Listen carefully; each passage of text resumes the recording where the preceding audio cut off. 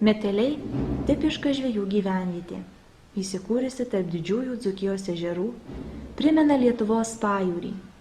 Manoma, kad miestelio vardas kilęs iš žodžio metelė. Šių augalų gausiai augia Metelio ežero pakrantėse. Didelį įspūdį Motiejui Kazimierui Sarbievijui padarė mūsų krašto puikieji ežerai. Jis parašė panegiriką karaliui giesmė Metelio ežerui. Šis kūrinys yra pirmoji poema apie Lietuvos ežerus, parašyta daugiau kaip prieš 300 metų.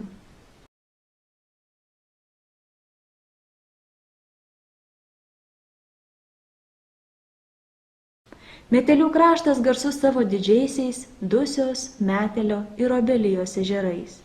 Šie ežerai vilioja ne vien tik gražiomis savo apylinkėmis, bet ir žuvų gausa.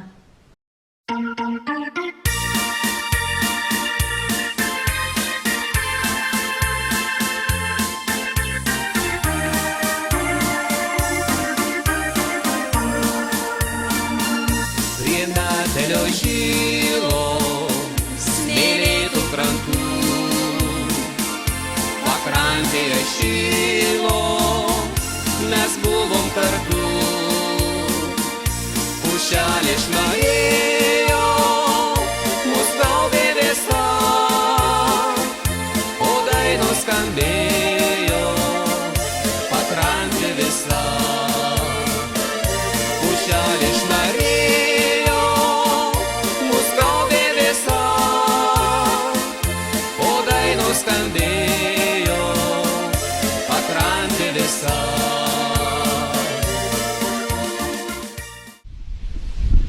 Aš pradėjau žvejoti nuo 50 metų, pats aš grįžau iš armijos ir pradėjau žvejoti vasaros laiku su traukiamu tinklu, vadinasi Podvalakas,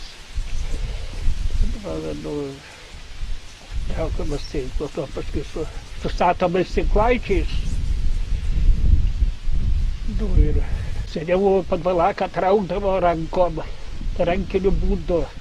Buvo tokia padaryta valtį dragočiai ir rankom sukdavo ant valties po 4 žmonės ir traukdavo taip su reiškia. O paskui, kad ateina tinklas, tada rankom sustoji traukia jų. Tai žiemą nevadas eidavo kokį. Nuėmėme ant Dusios, tai Metelio vienas eidavo ir prie ruožininkų dar kaip nusimenu. Tai nevado būdavo 54 žmonės, o vadnikas 25 buvo.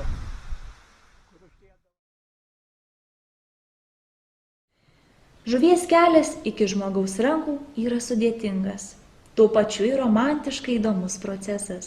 Nuo žuvies lervos iki atsiradimo, tada užaugę žuvytės, vadinamas mailius, patenka į ežerus.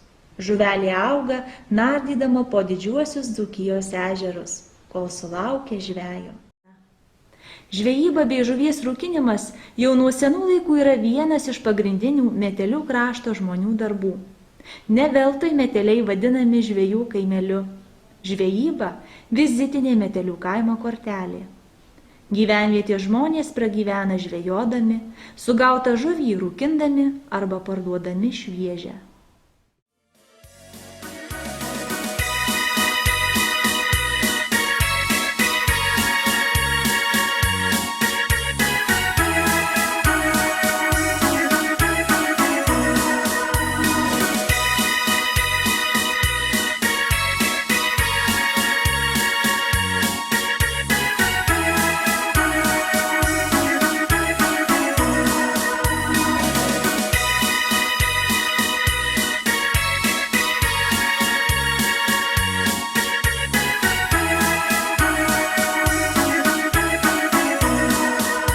Metelio žilo, tos dienos negrįž, ruduo tyliai beldžias į mūsų duris.